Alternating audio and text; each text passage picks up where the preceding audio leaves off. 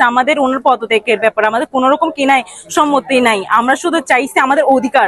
হচ্ছে যে অনার্স ডিগ্রির শিক্ষার্থীদের মাসিক বেতন 750 থেকে 500 এবং উচ্চ মাধ্যমিক পর্যায়ে মাসিক বেতন 700 করার দাবি জানাচ্ছি।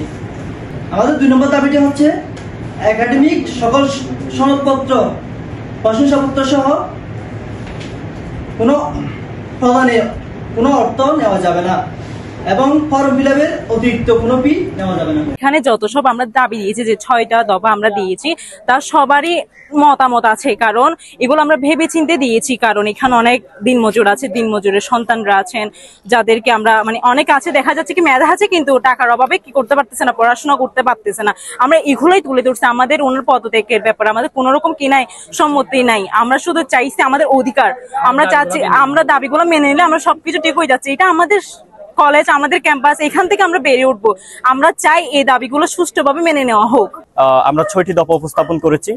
এই দফার সাথে অনেকক্ষণ আমাদের কথা হয়েছে শিক্ষকদের সাথে, সেখানে অনেক যৌক্তিকতা তুলে ধরেছেন। শিক্ষকরা অবশ্যই বলেছেন এগুলো যৌক্তিকতা আছে, কিন্তু ওনারা আমাদের থেকে একটা লং প্রসেসিং সময়ের চেষ্টা করেছিল। তবে আমরা এই যে লং প্রসেসিং অর্থাৎ লাল পিতার দৌরাত্ম্য, যেটাকে আমরা সচরাচর সরকারি অফিসে দেখি, সেগুলো থেকে ভেঙে আমরা যেন আমাদের বিষয়ের মধ্যে চলে আসতে পারি, অর্থাৎ খুবই তাড়াতাড়ি যেন একটা সমাধান পাই। উনি একবার বলেন নাই যে আমাদের দাবির সাথে একমত নয়। উনি বলছে আমাদের হ্যাঁ আমরা মানে নিচ্ছি, কিন্তু আমাদের একটু প্রসেসিং এ সময় লাগবে।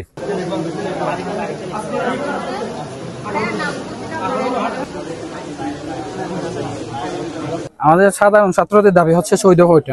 ওইটা যদি না মানে আমরা সাধারণ ছাত্র হিসাবে রবিবার ওনাদের টাইম দেওয়া হচ্ছে আগামী রবিবার, ওই দিনের পর আমরা সিদ্ধান্ত নিব বসে কি করব না করব। ওখানে কিন্তু আমাদের এক দফা দাবি হবে না, অনেক দফা আসবে। আমাদের এই দফাগুলো অবশ্যই মেনে নিতে হবে। এটাই হচ্ছে আমাদের চূড়ান্ত সিদ্ধান্ত, যে মানতেই হবে। ওরা যে দাবি 6টা দিয়েছে সম্পূর্ণ আমি মনে করি যৌক্তিক, এখানে অযৌক্তিক একটাও নেই। তবে একটা বিষয় হচ্ছে কি, এখানে ওরা যেটা দিয়েছে ছাত্র সংসদ দিতে হবে, এটা তো আমাদের ক্যাপাসিটির ভিতরে নাই।